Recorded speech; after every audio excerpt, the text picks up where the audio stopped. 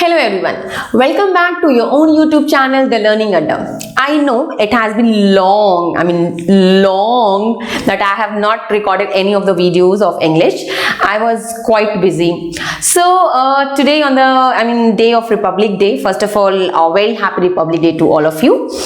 On this day, I thought let's record a video, let's give it a good chance to our channel. So now here I am with one of the poem of class 10th, Animals, written by Walt Whitman. Now, this poem is basically in term 2, and in this poem, the poet just wanted to express the individuality and you can say the practical scenario of how animals are and how human beings are.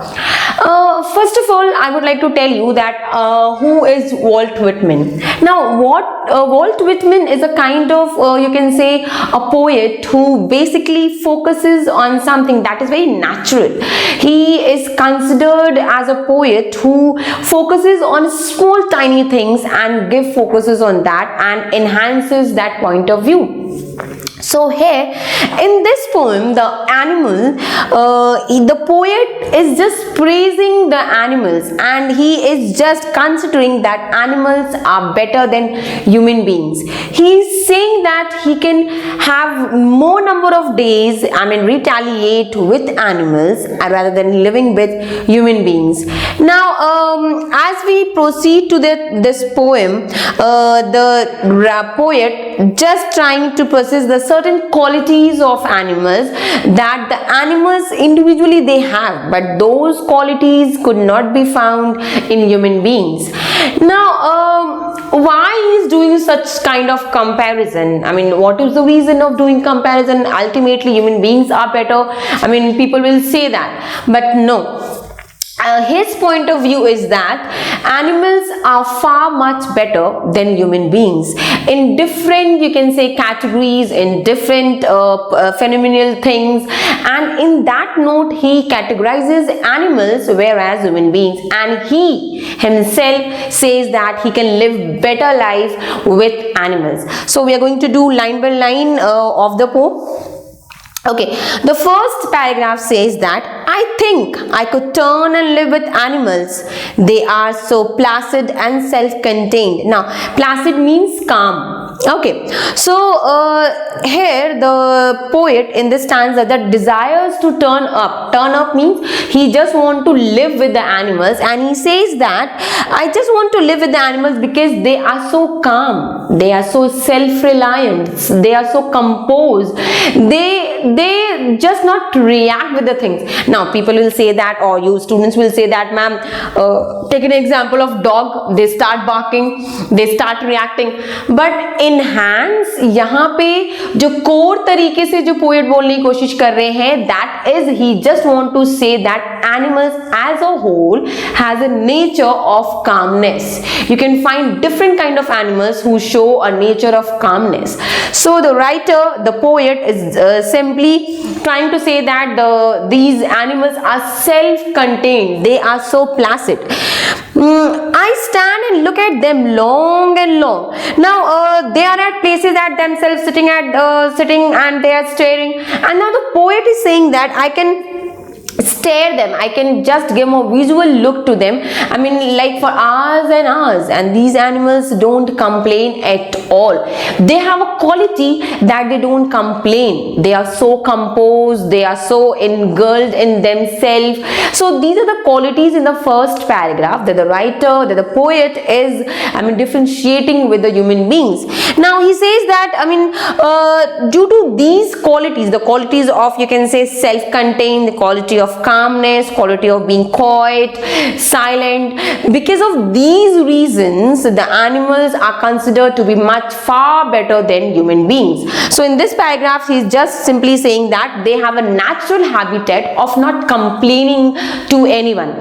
So he just says that I can stand and look at them for hours and hours and nobody is going to complain. And now if you have a deep longing to stare on to a human being, suppose if you stare a human being, what will happen?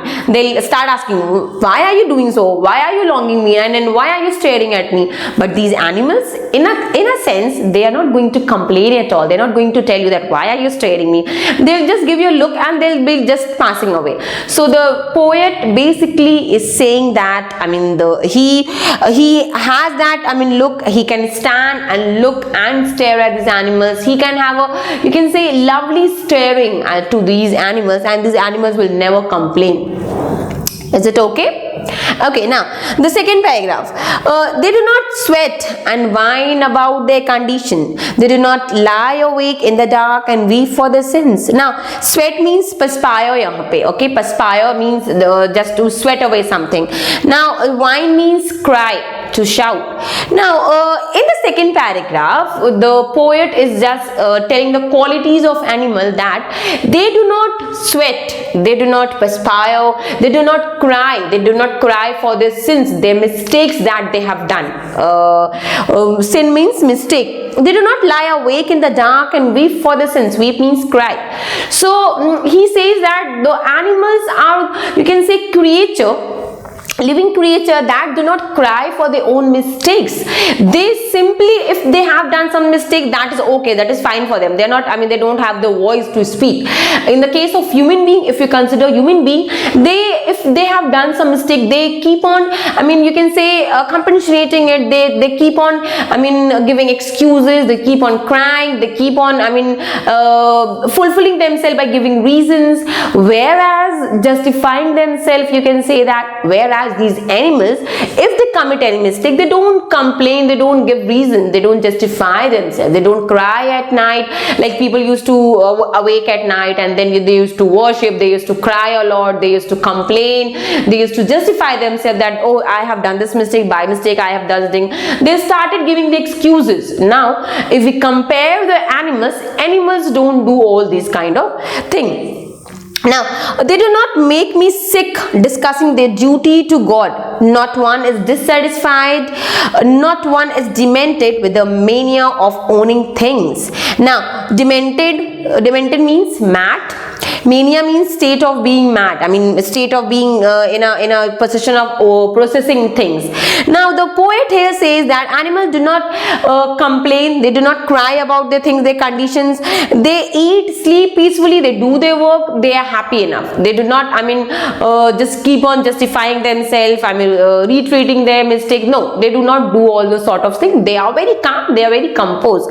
Now, in the second line, he says that they do not make me sick discussing their duty to God. Now, in sense, if we say that animals are very simple-hearted, here he is giving an attribute. The Walt Whitman is giving an attribute to the animals, and he says that they do not worry about praying to God, or they do not keep on saying that, oh, I have to do this for the God. Oh God, you help me out with this thing, so I will do this for the God.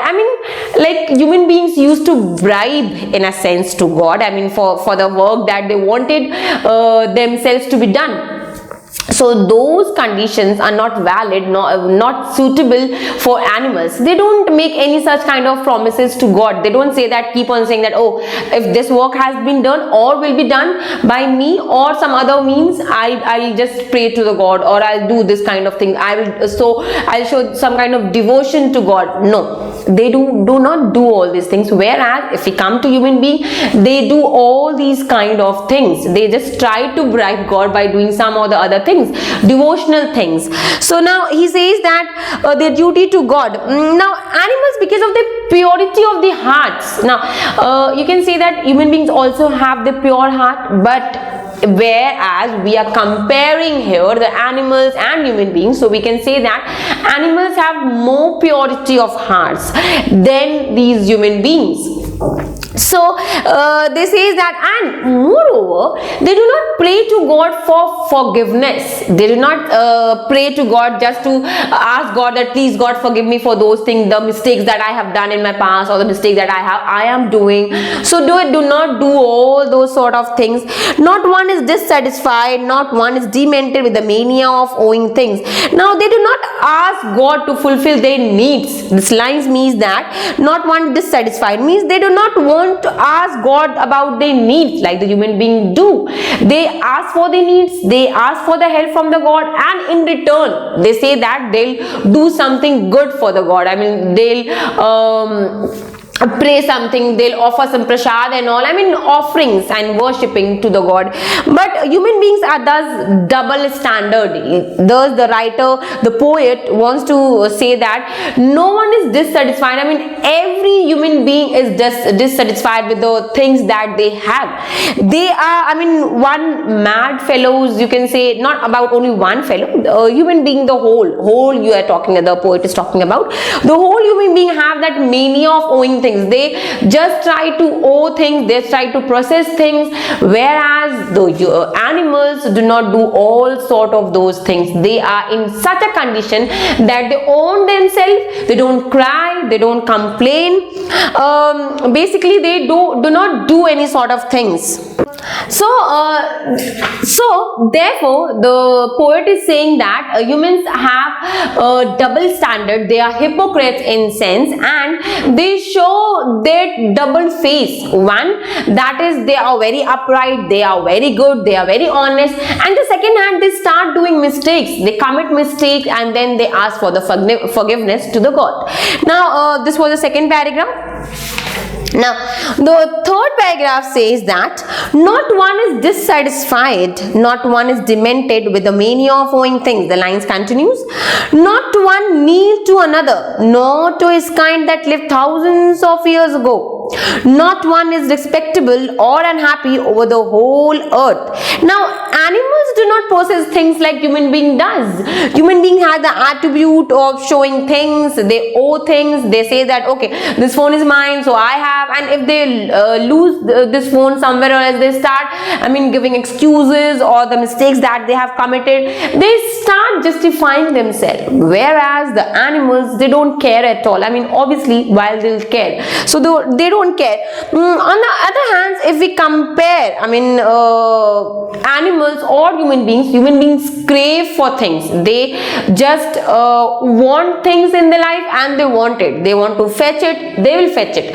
Whereas animals don't do all those kind of things. He says that not one kneels to another, not to his kind that lived thousands of years ago. Now the poet calls his craze for owing things. He says that human beings are mad enough in carrying things, in getting up the things, in grasping things, whereas animals don't do all sort of things. Animals are not disrespectful. Now they don't mistreat anyone, they don't disrespect anyone, whereas human being does.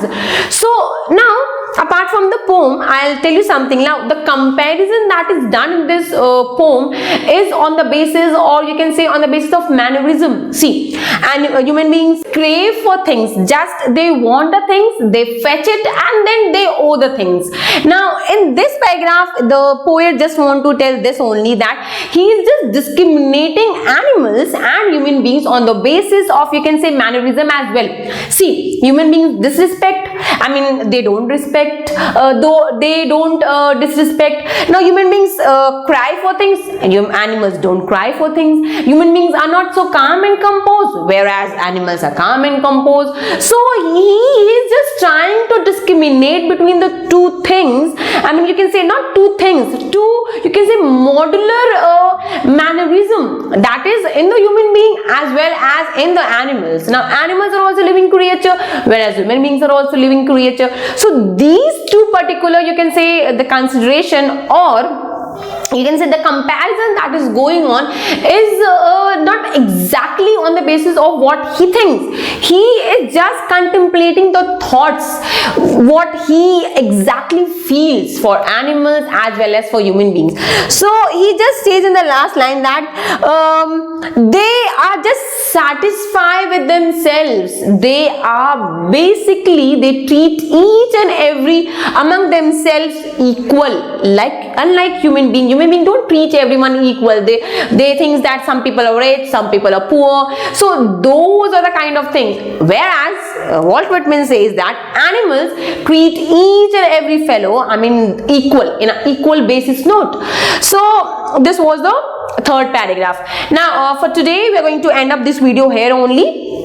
So we have done with the first 3 paragraphs and then the gist of the poem that I gave you about the poem, the central idea basically, that in this poem Walt Whitman is just trying to compare animals with the human beings, and he's just trying to say that he can live more number of days with animals in comparison to human beings, and he justifies the reasons as well.